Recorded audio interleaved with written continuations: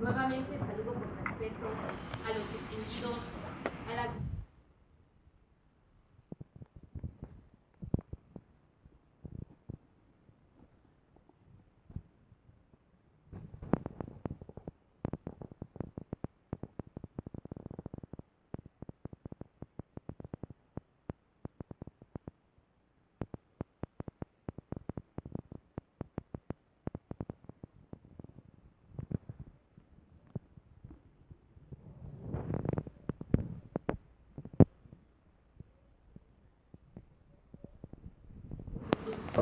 y al mismo tiempo esta dualidad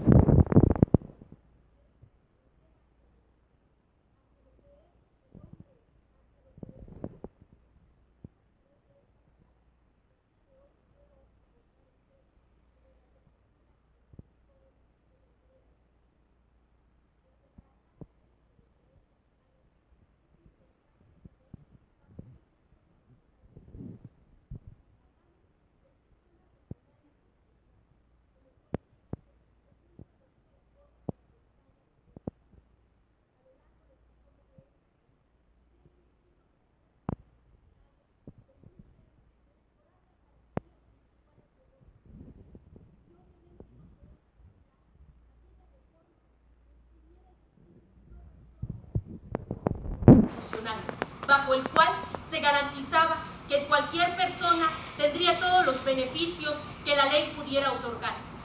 Es ahí donde surge esta materia en derechos humanos que va a trascender sobre el quehacer de nuestro país, de nuestro México.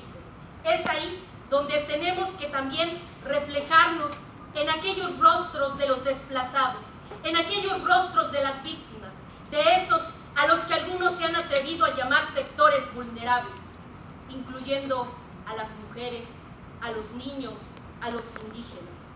Y ahí tenemos la otra cara de la moneda, la de las personas que se han levantado y han hecho una lucha para decir que no se trata de grupos vulnerables, que se trata de grupos en los que aún, si bien no se han podido establecer a cabalidad los derechos humanos que se gozan de acuerdo a nuestra Constitución, a los tratados internacionales, a esos pactos, aún queda una larga lucha que están dispuestos a perseguir.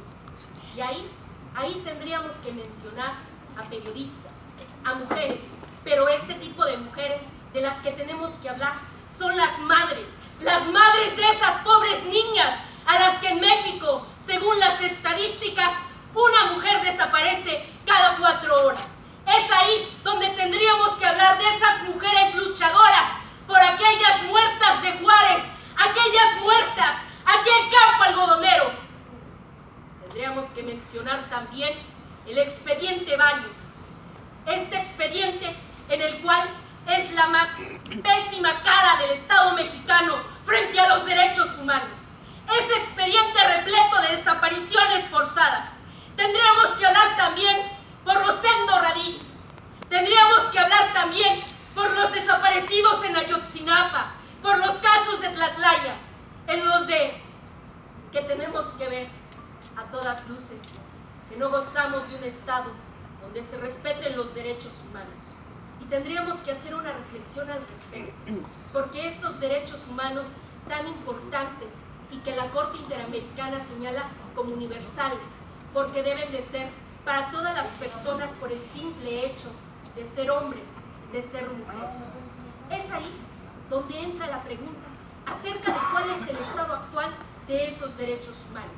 Es ahí donde cabe la pregunta de qué es lo que ha pasado con nuestro gobierno para poder sostener a cabalidad esos derechos humanos. Es ahí donde cabe también la pregunta de qué es lo que están haciendo organizaciones políticas, grupos civiles para llevar a cabo estos derechos humanos. Y es ahí donde también vemos reflejado el principio de interdependencia, en el cual si no se puede garantizar el cumplimiento de derechos humanos, simple y sencillamente como la salud, como la educación o como el trabajo, no podemos llevar a cabo en nuestro país y decir que se cumple y se garantizan estos derechos. Nuevamente, tendríamos que mirar esos rostros y decir que a pesar de las dificultades a las que se enfrentan, que a pesar de que contamos con una ley de víctimas en la cual el Estado mexicano tiene que garantizar la reparación del daño, aún estamos en pañales, aún con el sistema de justicia penal en el cual se implementa también la reparación del daño y que trasciende a otros tipos de procesos en nuestro país, vemos que aún no podemos llevar a cabo esa reparación del daño. Porque, por ejemplo, con el caso Radilla, no bastó únicamente con que se le pusiera un monumento. Esos monumentos de nada sirven si aún tenemos 43 desaparecidos. Esos monumentos de nada han servido porque aún la guerra contra el narcotráfico nos cataloga a México como un país que se encuentra en guerra. Y un país que se encuentra en guerra no se puede hablar acerca de derechos humanos.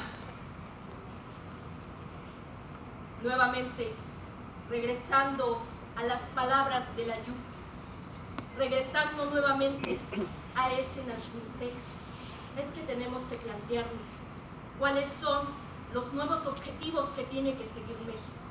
Es ahí donde tenemos que voltear a nuestras instituciones, las cuales tienen que garantizar el cumplimiento de esos derechos humanos.